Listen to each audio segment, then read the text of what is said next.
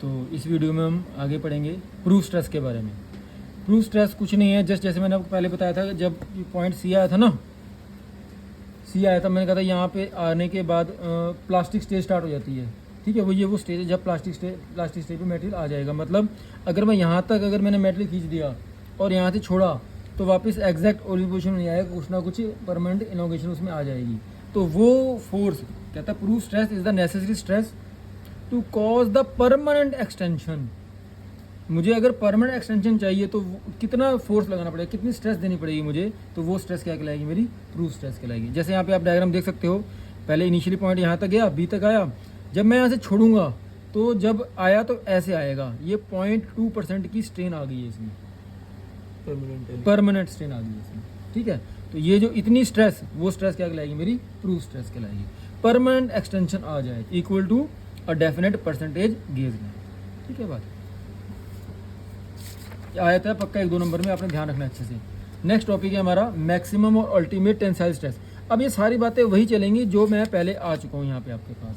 जैसे मैंने कहा अल्टीमेट स्ट्रेस, ठीक है, अल्टीमेट स्ट्रेस वो स्ट्रेस जहाँ पे मैक्सिमम स्ट्रेस है ना। अब अगर इसके लिए सबसे इसका फॉर्म, अगर मैं वैसे स्ट्रेस का फॉर्म बताऊँ तो फोर्स पर यूनिट एरिया।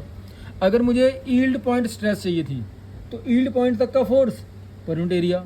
अगर मुझे अल्टीमेट स्ट्रेस चाहिए तो अल्टीमेट स्ट्रेस के लिए मैक्सिमम फोर्स देना पड़ेगा, मैक्सिमम फोर्स पर यूनिट एरिया। मुझे ब्रेकिंग स्ट्रेस चाहिए तो क्या होगा, अल्टीमेट से कम होगा, बस यही बात है और क्या। तो ब्रेकिंग स्ट्रेस के लिए फॉर्मूला क्या बनेगा मेरा, मतलब force at breaking point per unit area. ये सारी बातें वही हैं। ठीक है, तो जैसे यहाँ पे मैक्सिमम और अल्टीमेट टेंसाइल स्ट्रेस, क्या फॉर्मूला बनेगा इसका, it is the ratio of maximum load upon original cross sectional area. Working, अच्छा मैंने आपको एक बात बोली थी, मैंने आपको कहा था कि हम कभी किसी मेटेरियल को अल्टीमेट स्ट्रेस तक नहीं लेके जाते। ठीक है बात। तो वर्किंग स्ट्रेस वो स्ट्रेस जहाँ तक मुझे काम करना है, तो उससे पहले एक वर्ड आता है factor of safety. Factor of safety, जैसे अब मैंने आपको एक छोटा सा एग्जांपल देता हूँ चेयर का। मान लो एक चेयर है और उसमें मुझे पता है कि मैक्सिमम 100 किलोग्राम वजनी बंदा बैठना है। ठीक है, लेकिन फिर भी कंपनी वाले क्या करते हैं, उसको 250 या 300 किलोग्राम फोर्स तक के लिए उसको लोड अटेंड करने के लिए, लोड लेने के लिए उसको बनाएंगे। ठीक है, उनको पता है 100 किलोग्राम का ही बंदा बैठेगा, लेकिन फिर भी उसको 300 या 250 किलोग्राम जितना फोर्स ले सके उतनी स्ट्रेंथ उसको देंगे। ठीक है बात। तो वही बात है, पहले हम फैक्टर ऑफ सेफ्टी के बारे में जिक्र कर लेते हैं, या चलो वर्किंग स्ट्रेस भी वही है। वर्किंग स्ट्रेस क्या, ultimate stress upon factor of safety. इस फॉर्मूले को अच्छे से याद रखना, इसके अकॉर्डिंग उठ टांग बातें पूछी जा सकती हैं इसमें से गिला मिला के। वो कहेगा फैक्टर ऑफ सेफ्टी बताओ, फैक्टर ऑफ सेफ्टी ऊपर ले जाओगे, ultimate stress upon working stress हो जाएगा या नहीं। वो वर्किंग स्ट्रेस कह रहा है, ultimate upon factor of safety जाएगा। अल्टीमेट कहेगा तो factor of safety into working stress हो जाएगा, क्रॉस मल्टीप्लाई करके। ठीक है बात। तो factor of safety it is the ratio of ultimate stress upon working stress. कई बार क्या होता है, बात पूछता है कि फैक्टर ऑफ सेफ्टी किस चीज़ पर डिपेंड करती है, किस फैक्टर पर डिपेंड करती है। इसको भी ध्यान से पढ़ के जाना, कई बार ये वाली बातें आ जाती हैं। किस किस चीज़ पर डिपेंड करेगी, टाइप्स ऑफ लोडिंग, लोडिंग कैसी है आपकी। ठीक है, अब लोडिंग के टाइप भी हम आगे पढ़ेंगे, जैसे मैंने पहले भी कभी जिक्र किया होगा। जैसे 3 टाइप की लोडिंग होती है हमारी नॉर्मली। ठीक है,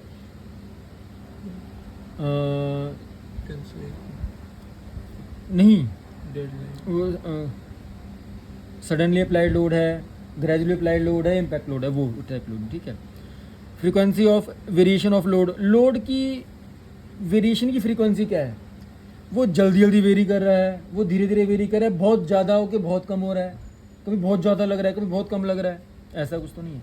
डिग्री ऑफ सेफ्टी रिक्वायर्ड, आपको कहाँ तक की सेफ्टी चाहिए, कितनी सेफ्टी आपको चाहिए। डिग्री ऑफ इकोनॉमी रिक्वायर्ड, कितना आपको उसको महंगा करना है, कितना सस्ता करना है, उसके अकॉर्डिंग चलेगा काम। Dependability of the structure, life span of, कितने लंबे समय तक चलाना है, एक्यूरेसी कहाँ तक चाहिए आपको, ये सारी बातें जिस पर ये डिपेंड करेगी। ठीक है, तो फैक्टर ऑफ सेफ्टी नॉर्मली, मेरी बात सुनो, अगर दे तो ठीक है, नहीं तो नॉर्मल आपने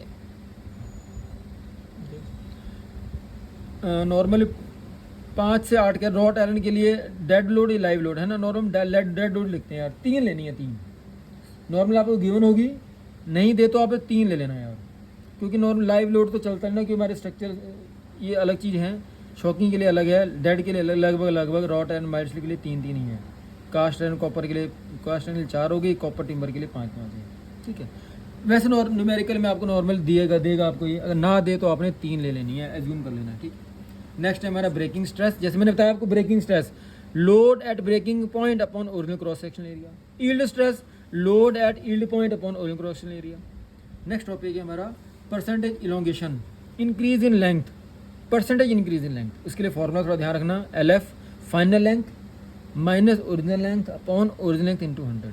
ये इलोंगेशन आ जाएगा बड़ा कितना, मैंने टेंसाइल लोड लगाया तो कितनी बढ़ गई। लेकिन जैसे जैसे मैं उसकी लेंथ बढ़ाऊंगा डायमीटर कम होगा। अगर डायमीटर, एरिया डिपेंड करता है डायमीटर पे।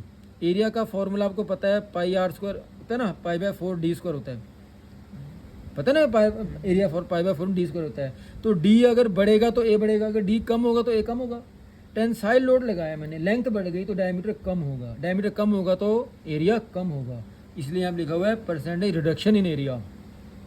तो A0 ए ओरिजिनल O है, ये A original minus A final upon A original into 100।